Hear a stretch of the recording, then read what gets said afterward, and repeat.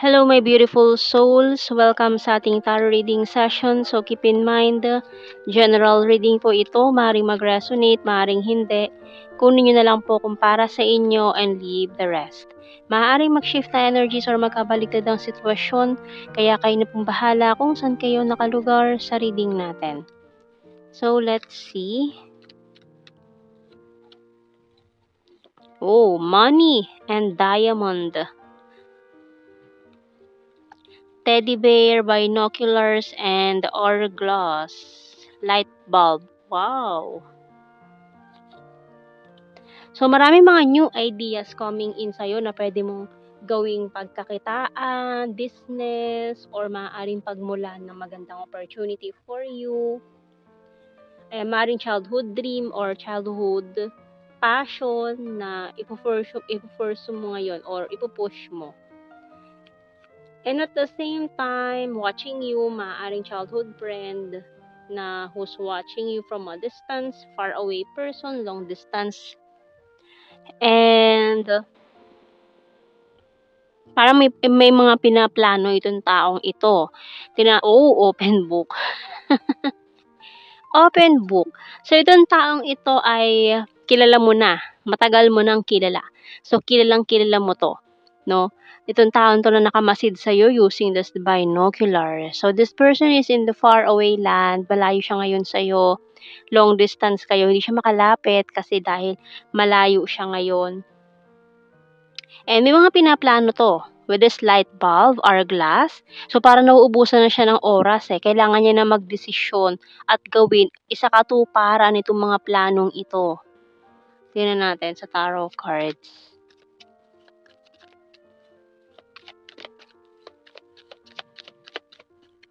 So, ikaw, habang busy ka dyan sa life mo, busy ka magpakayaman, busy ka mag-ipon ng pera, no? Itong taong to hindi mo namamalaya na nakamasid pala sa'yo. Ayan. Maring strong fire and air.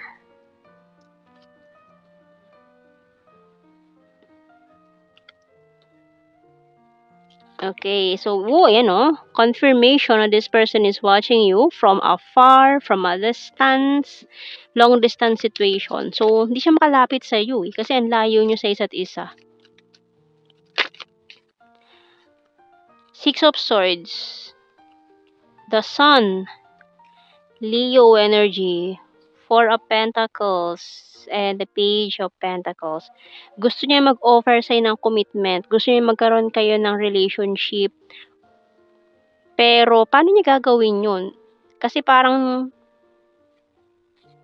may umayaw May umayaw na sa connection na to. Isa sa inyo. Yung isa gusto ipaglaban sana Kaso yung isa umayaw. Kasi hindi niya gusto yung LDR. Hindi siya, sa LDR. Hindi siya naniniwala doon. Kaya may umayaw. Pero yung isa, nag-hold pa rin, parang umaasa pa rin, na mag-workout to. Mag-workout to. Ganun pa ulit-ulit niya sinasabi, mag-workout. Pero yung isa hindi, ayaw niya. Ayaw niya subukan. Takot siya, naduduwag siya, nasubukan. Pero ngayon, ito, pinag-isipan niya ng ilang libong beses to ng 8,000 beses na pinag-isipan to with this 8 of Wands. Na ngayon, nakapag-decide na siya na yung lalapit sa'yo. Na i-close niya na or gagawa siya ng paraan para magkalapit kayong dalawa. Parang different worlds, ganon, no? Parang gusto niyang andito na magkaibang mundo kayo. Gusto niyang gawa ng paraan para magkalapit itong mga mundong ito na hindi na kayo mahirapan dito sa connection niyo na to. Tingnan natin anong message ng Archangel natin. Angel Therapy by Archangel Raphael. Give your cares and worries to us, angels, and allow us to take your burdens. So, kung hindi mo na kaya yung mga bigat na pinapasan mo, idulog mo lang sa kanila.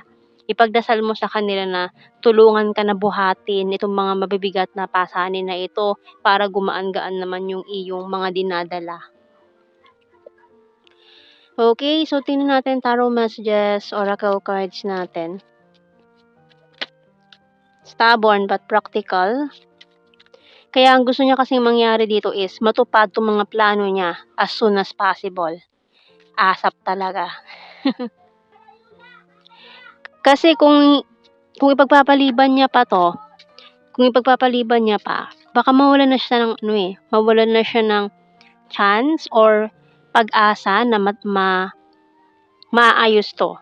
You're my destiny. Being defensive, you're my strength.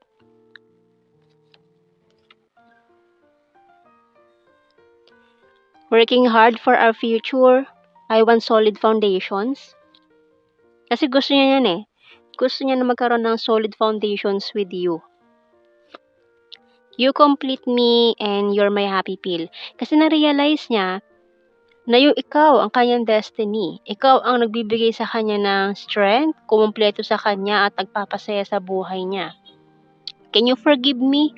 So, asking for your forgiveness dahil sa mga nangyari, dahil dito sa ginawa niya. So, tingnan natin.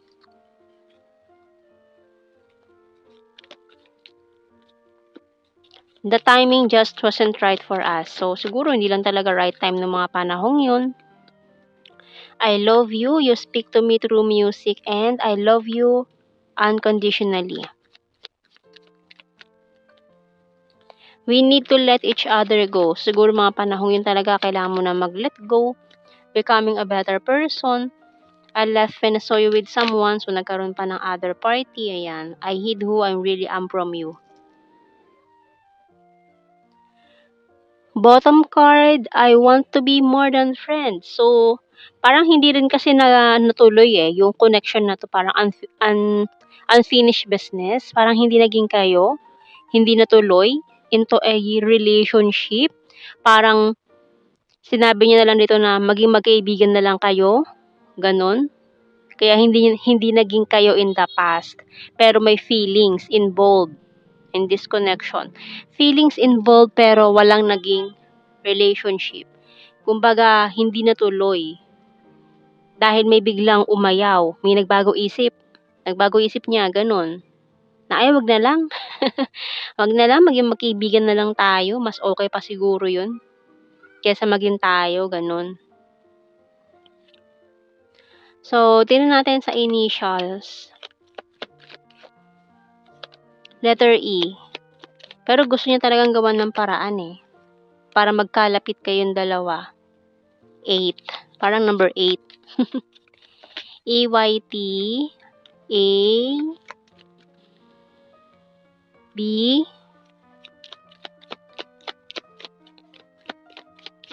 Z I V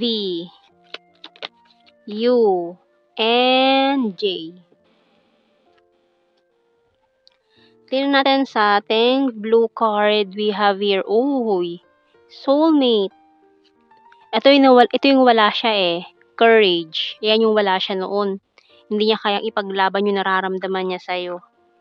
And commitment. So, ngayon talaga gusto niya ng commitment with you. Ayan. Tingnan natin general signs and the messages natin. Sexy body. 9 and chaser. So, ganyan maghahabol to. Air sign, Gemini, Libra, Aquarius, quiet person. Weird, skin tag, flower farm, full of charisma and fire sign. Aries, Leo, Sagittarius. May 10. Maring May 10. Party animal, province. Has a dirty sense of humor, flower and sword. Another air sign, Gemini, Libra, Aquarius. Once is fire sign again, Aries, Leo, Sagittarius.